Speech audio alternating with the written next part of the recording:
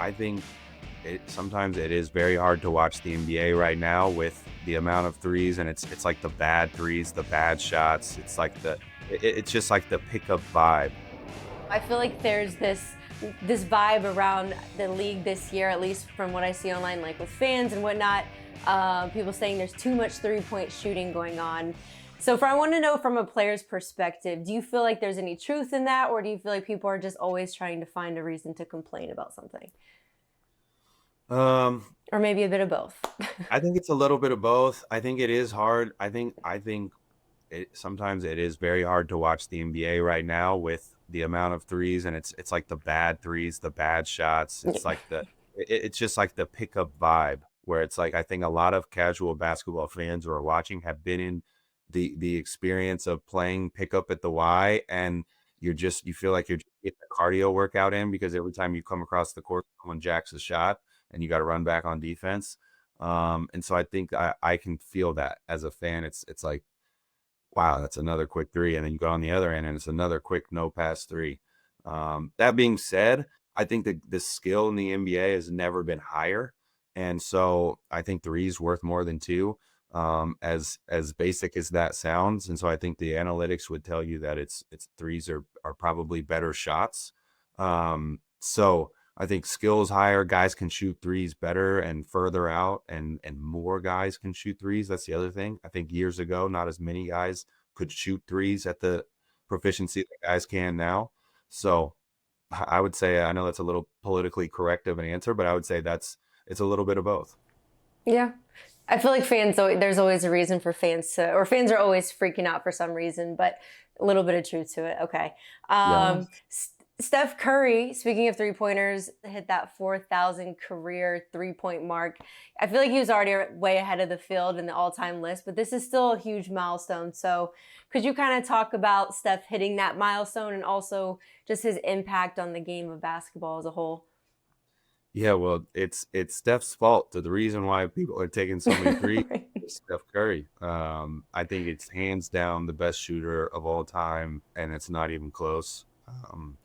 He's so fun to watch, and even as a player, when I was playing, it was fun to watch his highlights and watch his games where he gets in these modes, and he seems like he could throw it in from anywhere and it'll go in.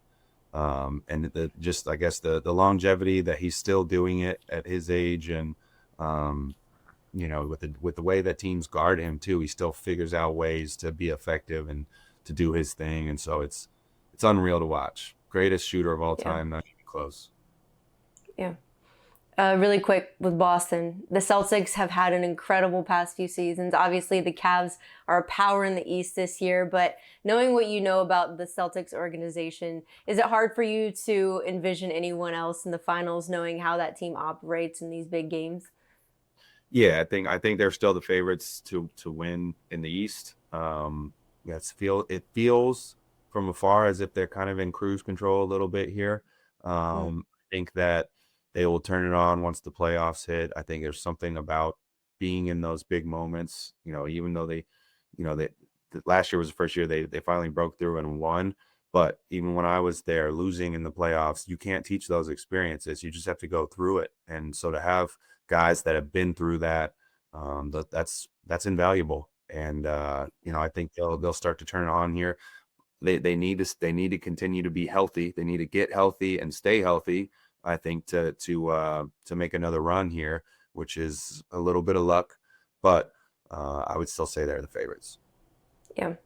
When we were writing up these topics to talk about you, like you've seriously played with like legendary people, and even like through your 14 season career, I mean, LeBron James, seeing him still playing, he's still averaging like 25 points a game, trying to still take care of his body. And you mentioned now you're busier than ever as a dad. I mean, do you ever just sit back and like watch LeBron and you're like, man, this guy is still kicking, like he's still doing this? Incredible. It's incredible. I don't understand how, well, I know he puts in a lot of work. I do know that. I mean, he's a genetic freak and is definitely gifted from that standpoint, but he puts in, I think, more work than anybody on his health and well-being.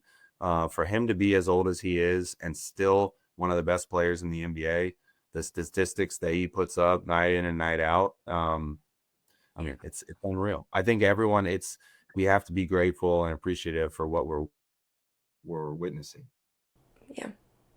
Last one here for you. So I have to get your take on the MVP debate. Do you think that there's a scenario where Jokic can win MVP again?